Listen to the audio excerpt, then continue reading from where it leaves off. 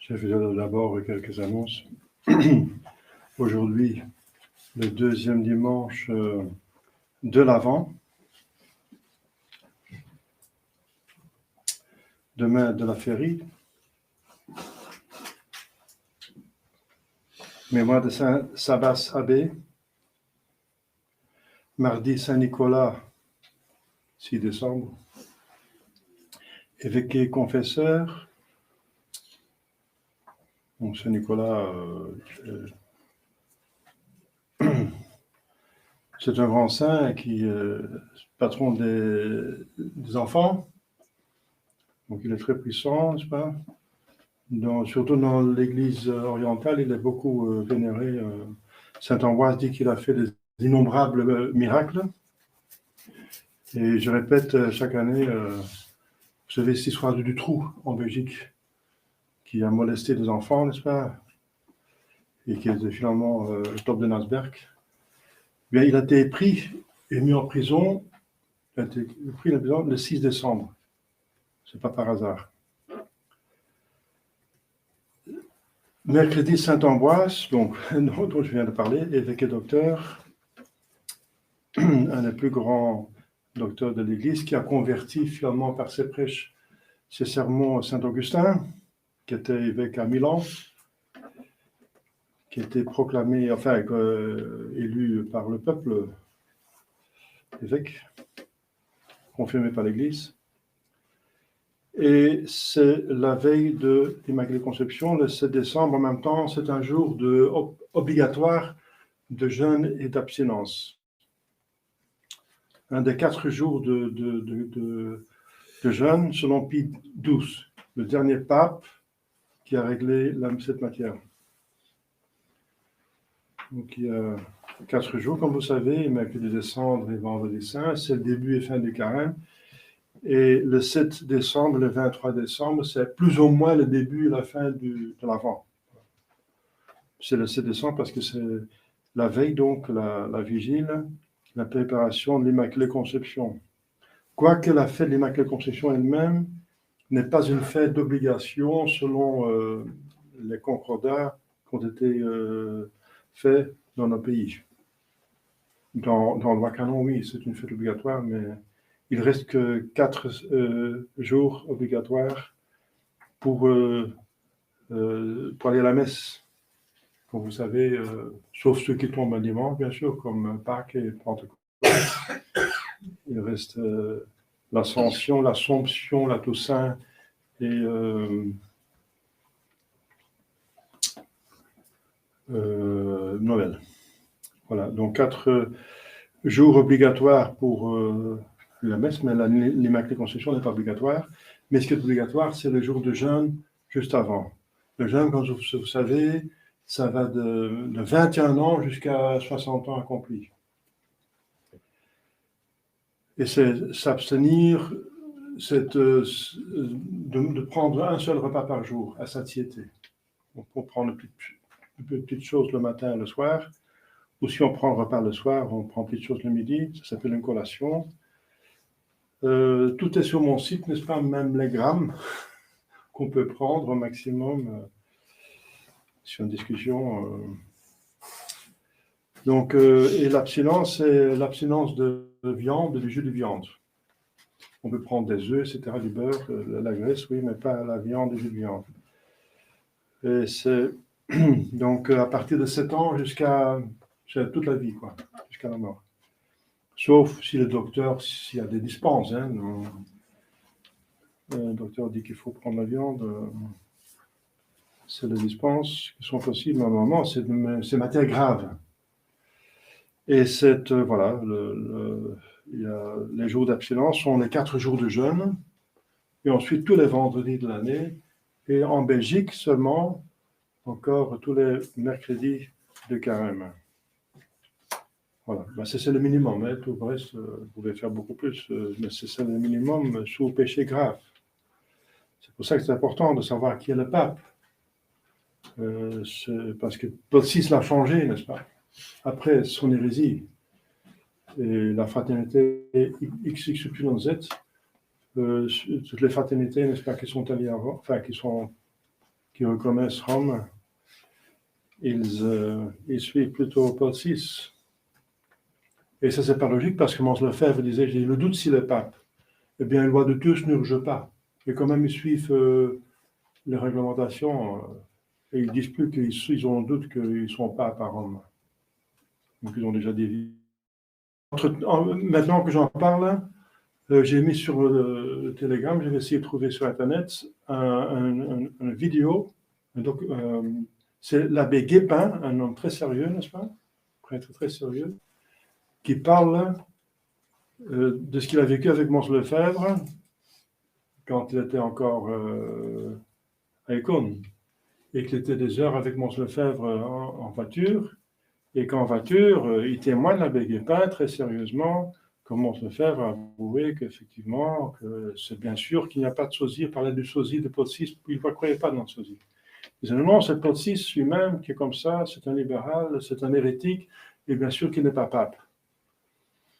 Mais je n'en parle, j'évite d'en parler en public pour ne pas froisser les gens qui vont nous quitter, qui ne vont pas comprendre. Voilà. Donc c'est ce que vous saviez déjà, mais maintenant, il y a un document officiel d'un témoignage sérieux, n'est-ce pas? Et ce n'est pas le seul. Mais voilà, donc c'est important. Alors, c'est pas comme ça qu'on peut confondre les gens qui vont de l'enfer des Saint-Pédistes, n'est-ce pas? En s'appuyant sur Mons Lefebvre. Non, Mons Lefebvre, il a avoué lui-même, il savait que Paul VI n'était pas pape. Alors, il n'a pas, s'il a su la chose suivante, il est méchant, il est mauvais. J'espère qu'il n'a pas pensé si loin. Mais il devrait faire le pas suivant comme grand théologien, mais s'il n'est pas pape, on ne peut pas l'accepter si l'on est schismatique. S'il était encore vivant, Mons Lefebvre, excusez-moi, mais s'il n'est pas pape, vous n'avez pas le droit de dire qu'il est pape, puisque c'est du schisme, et vous avez entraîné toutes ces personnes, n'est-ce pas, dont vous êtes responsable, c'est beaucoup de personnes, c'est des milliers de personnes dans le schisme. Ce qui est un grand péché, c'est se mettre en dehors de l'Église. Alors le combat de la tradition ne vaut plus rien. Il a, j'espère, pas pensé à ça, enfin j'espère, sinon il est gravement coupable.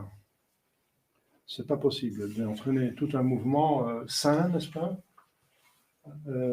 Saharienne, et même avec un T, si vous voulez, les orientés dans la dérive. Vendredi de la Férie, donc jeudi, l'Immaculée Conception, c'est la Vierge Marie. Il y en a qui le préparent avec des prières en avant, donc des neuvaines, si vous voulez. Enfin, c'est bien de préparer cette belle fête. Vendredi de la Férie, samedi de la Férie, samedi à la mémoire de Saint Melchiade, pape et martyr. Dimanche prochain, le 3e dimanche d'Avent, ce sera la couleur rose, parce qu'on est à mi-chemin déjà de l'Avent. C'est la vie, n'est-ce pas? Voilà.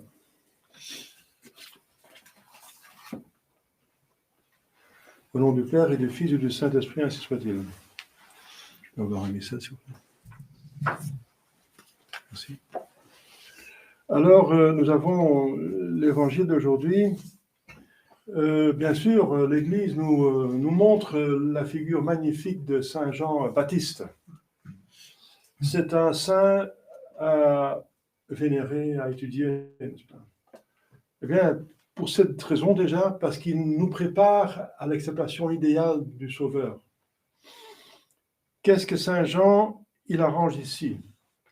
Eh bien, il organise parmi ses disciples la certitude que notre Seigneur Jésus-Christ est le Messie, attendu pendant des siècles, n'est-ce pas?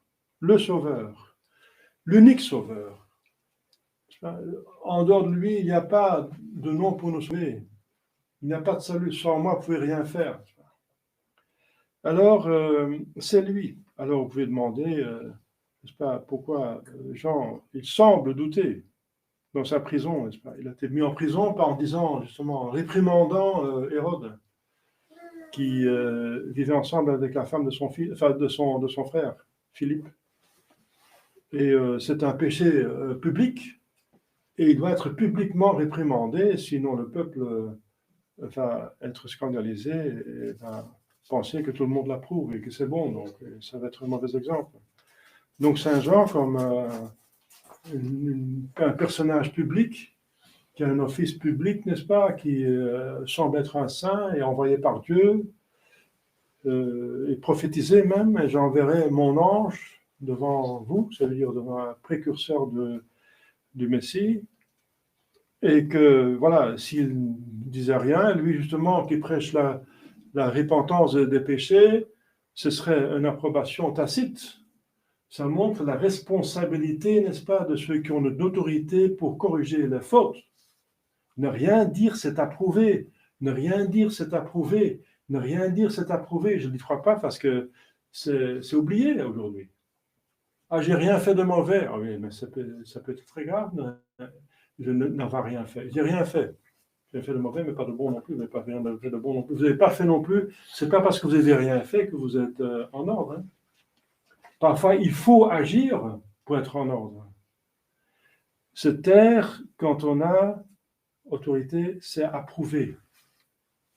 Se taire, c'est approuvé. Ça vaut aussi pour les parents, pour tous ceux qui sont responsables.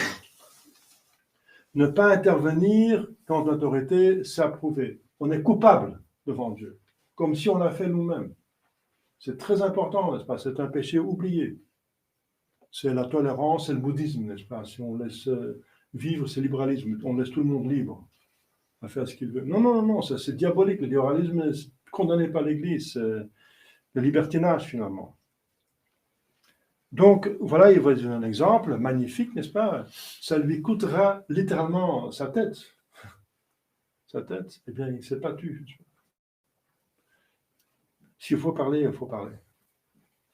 Et ce n'est pas un témoignage de la foi, n'est-ce pas? Ce n'est pas un martyr de la foi.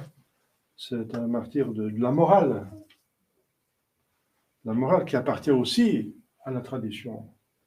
Ce n'est pas seulement un dogme qui a été transmis, n'est-ce pas? C'est une morale. Ça commence avec la morale, la grande révélation dans l'Ancien Testament. Les 10 commandements sur le mont Sinaï, c'est une morale qui est transmise. Donc, on ne meurt pas seulement pour la foi, bien sûr. Il faut témoignage de la foi. Mais il appartient au dépôt de la foi aussi la morale. Et dans le Nouveau Testament, la loi évangélique. Eh bien, Saint Jean, c'est un exemple pour un martyr de la morale. Et d'avoir parlé quand il devait parler. Publiquement. C'est un péché public, il faut le dénoncer publiquement. C'est une exception de ne pas jeter les perles pour les pourceaux. Donc, il ne faut effectivement pas parler quand on n'a pas d'espoir qui vont se convertir. Mais il faut parler quand même si d'autres personnes seraient scandalisées, comme des enfants, d'autres personnes qui sont là. Eh bien, alors, celui qui sait, il va parler. Alors, donc, il envoie ses disciples avec cette question d'abord mystérieuse, de demander à notre Seigneur Jésus-Christ, êtes-vous celui qui doit venir, donc le Messie, ou devons-nous en attendre un autre? Les pères de l'Église ont étudié là-dessus, ils ont... la conclusion de tout, c'est que Saint Jean avait comme but de justement préparer les personnes de bonne volonté du peuple élu à la venue de l'acceptation du Christ. C'était le dernier prophète, et pas des moindres, dit notre Jésus-Christ à la fin de l'évangile. Donc, préparer, et surtout ses disciples. Ce serait dommage si ses disciples restent attachés à lui et par une mauvaise émulation ou envie refusent d'aller à Jésus-Christ parce que ça semble être le pire, de penser que c'est un concurrent. Alors, justement, et Saint Jean qui est profondément humble et saint, il veut absolument que ses disciples adhèrent à notre Seigneur Jésus-Christ. Et il sait qu'il va mourir. Il est en prison. Donc, pour obliger ses disciples, n'est-ce pas, pour les obliger d'accepter notre Seigneur Jésus-Christ, il va leur confronter avec l'évidence la plus forte. qu'ils voient par eux-mêmes la preuve. C'est pour ça qu'il les fait demander, êtes-vous celui qui doit venir? Et alors, ils vont voir, avec leurs propres yeux, les miracles que notre Seigneur Jésus-Christ fait devant eux. Donc, à ce moment-là, et qu'il faisait déjà pendant des années, qu'il a fait pendant 3 ans. Les aveugles voient, les boiteux marchent, les lépreux sont guéris, les sourds entendent, les morts ressuscitent, les pauvres sont évangélisés. Puisque Dieu est Dieu de tout le monde, n'est-ce pas, de tout homme, voilà, c'est encore une preuve que ce messager vient de Dieu, parce qu'il n'en a pas d'acceptation de personne. Les puissants et les pauvres, les riches, tout le monde sont, surtout les pauvres, n'est-ce pas, sont évangélisés. Et bienheureux est celui pour qui je ne serai pas une occasion de scandale. Justement, pour qu'il accepte. Et il voit devant leurs yeux donc les miracles qui ont été prophétisés, parce que ce texte, n'est-ce pas, c'est une citation de prophétie que le Messie va faire des miracles. Mais ensuite, les miracles, c'est évident pour tout le monde. Un miracle, c'est un fait constatable sensiblement avec les sens, donc on peut le constater vous-même, c'est dans la réalité sensible. Un fait qui n'est pas explicable selon les lois naturelles, les lois physiques, donc qui suppose, urge, n'est-ce pas, l'acceptation d'une intervention d'autre chose en dehors de la nature, une force beaucoup plus forte qui intervient, donc Dieu. Tout le monde comprend qu'un miracle vient de Dieu.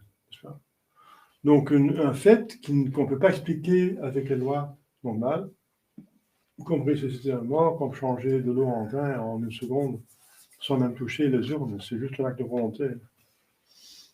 Lazare sort et la personne qui sent même, là, son corps est en décomposition, il sort directement du tombeau, tout le monde comprend que il y a une toute puissance par derrière. Donc, justement, les miracles sont les preuves les plus puissantes, n'est-ce pas, de la divinité qui agit parmi nous.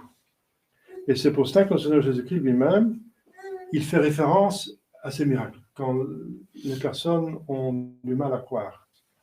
Parce que sa vie elle-même est un témoignage de sa sainteté, de sa mission.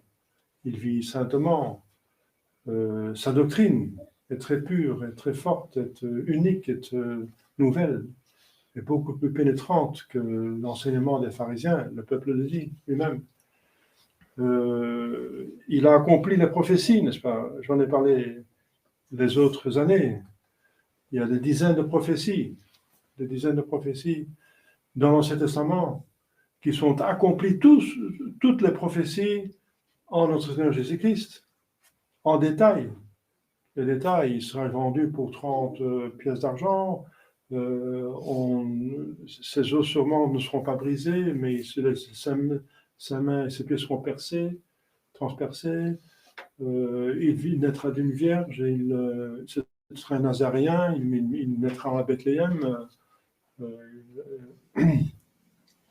il sera trahi, n'est-ce pas, par un des siens, par un de ses amis, il sera martyrisé, il ne sera pas reconnaissable, n'est-ce pas, on va tellement déformer qu'il sera pas reconnaissable comme un ver de terre parmi les hommes, dit Saint Isaïe. Donc, il sera visité par des rois, enfin, plein de prophéties qui donnent le détail de sa vie, qui sont toutes accomplies dans le Seigneur Jésus-Christ, qui sont la preuve que c'est le Messie. Même la date est prévue dans Daniel, la date exacte, n'est-ce pas? C'est pour ça que les pharisiens, les scribes attendaient le Messie. Ils vont dire au roi mage, oui, il doit naître maintenant là à Bethléem. Ils le savent que c'était l'époque. C'est pour ça qu'on pensait que Saint Jean le Baptiste était le Messie. parce que c'était l'époque. Alors, donc, il savait tout ça, et c'est réalisé en notre Seigneur Jésus-Christ. Donc, c'est une preuve de sa divinité. Et on peut ne pas être suspect d'avoir faussé l'Ancien Testament, les prophéties, parce que les Juifs même, maintenant encore, actuellement, ils ont la même Bible, enfin l'Ancien Testament, avec la même prophétie. Ceux qui n'acceptent pas notre Seigneur Jésus-Christ, ils ont les prophéties. Donc l'aveuglement est incompréhensible. Mais même les miracles actuellement, il y a des miracles actuellement à Lourdes, etc. Ça continue, il y a toujours des miracles, il y a eu des miracles innombrables. Regardez le nombre des saints. Eh bien, il y a beaucoup plus de saints que de jours dans l'année, hein, parce que pour chaque jour, il y a des saints dans le martyrologe, pas toujours pour la messe, mais pour le martyrologe, n'est-ce pas, montre pour chaque jour plusieurs saints. Et ce sont les saints qui ont été canonisés par l'Église, il y en a beaucoup plus qui ne sont pas connus.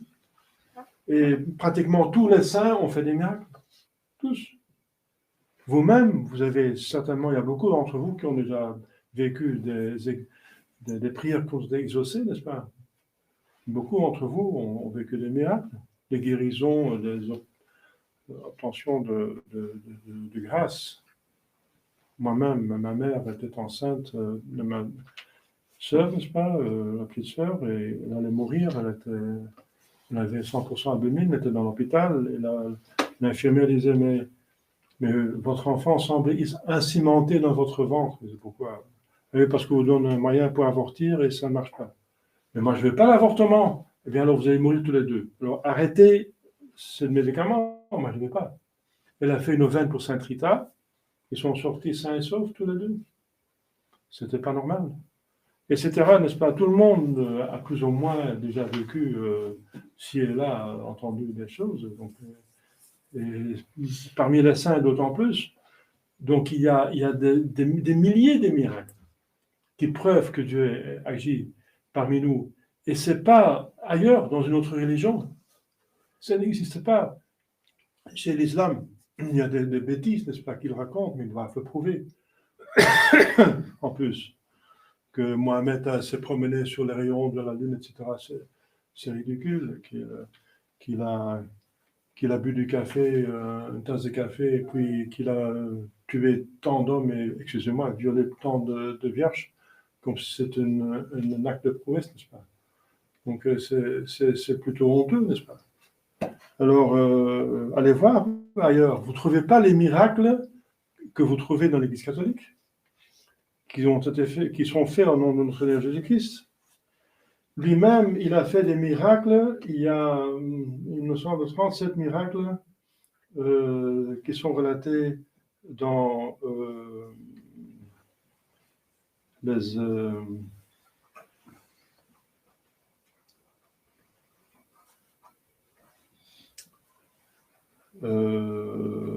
dans les évangiles, 37. Bon, je ne trouve pas ici. C'est pas grave.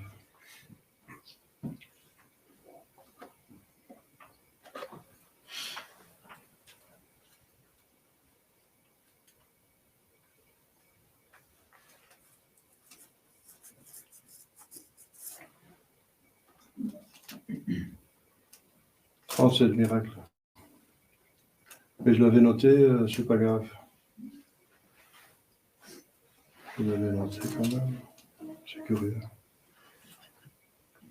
Ah oui, donc c'est pas grave. Des miracles dans 37. Il a calmé les tempêtes, n'est-ce pas? Il a multiplié les pains pour 5000 et une autre fois pour 8000 personnes, quelques pains. Les poissons, il a ressuscité de mort, il a changé l'eau en vin, comme je viens de dire, il a guéri toutes les maladies possibles, les hémorroïdes, les aveugles, les boiteux, il a chassé tous les démons, tous les possédés. Et voilà, donc c'est une autre preuve de notre Jésus-Christ, la divinité de notre Jésus-Christ. Et c'est ça qui est très important, n'est-ce pas? Notre Seigneur Jésus-Christ, c'est le fondement de notre vie. Donc, nous croyons en lui, sinon vous ne serez pas là. mais pour fortifier notre foi, pour avoir des arguments envers d'autres personnes, c'est bien de connaître encore d'autres arguments. Et je répète, l'argument le plus fort, c'est les miracles. Dans le passé, les miracles non Jésus-Christ a fait lui-même. Le plus grand miracle, c'est la résurrection soi-même, qui est un fait historique, n'est-ce pas, même relaté par Joseph Flavius Josephus, un historien qui n'était pas chrétien du tout, mais il était juif. Il a relaté la résurrection de Jésus-Christ comme un fait historique. Et voilà, donc j'ai parlé des prophéties, et encore, il y a autre chose, les prophéties que Jésus-Christ a fait lui-même sur l'avenir. J'en ai parlé autrefois sur la destruction de Jérusalem, que Jérusalem ne sera pas reconstruit jusqu'à la fin des temps. Eh bien, les Juifs ne demandent pas autre chose que construire un temple pour redémarrer leur rite. Parce que qu'est-ce que ça vaut une religion sans liturgie, sans sacrifice? Ils n'ont pas de sacrifice, ils n'ont même pas de prêtres, parce que les prêtres sont les descendants de Lévi. Et ils ont perdu les listes généalogiques avec la diaspora. Alors, ils n'ont pas de prêtre, ça pas qui est prêtre, ils n'ont pas de temple, ils n'ont pas de sacrifice. Alors, comment avoir l'expiation des péchés? C'est fondamental pour une religion d'avoir l'expiation des péchés. Ils n'ont pas ça. Ils n'ont plus. Ils l'ont perdu.